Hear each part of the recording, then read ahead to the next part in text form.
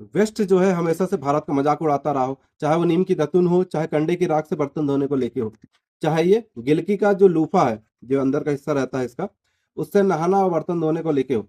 लेकिन आज वही चीजें लग्जरी हो गई है, प्रीमियम हो चुकी है, और अमेजन फ्लिपकार्ट जैसे प्लेटफॉर्म में बहुत ही महंगे रेट पे बेची जा रही है। हो सकता है कुछ दिनों में अमेरिका इस पे पेटेंट भी ले ले, तो अपनी चीजों को अपन संरक्षित करे, वो क्यों करे, वो कॉपीराइट क्यों ले।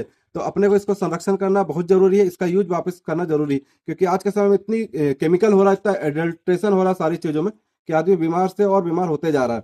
तो ये प्राकृतिक चीजों का इस्तेमाल करना बहुत ही जरूरी है, इसका इस्तेमाल वापस करना पड़ेगा अपने को, तभी ये देश जो है सुरक्षित हो पाएगा। तो इसी मुहिम में मैं लगा हुआ हूँ, और इसका हम साबुन में इस्तेमाल करने जा रहे हैं।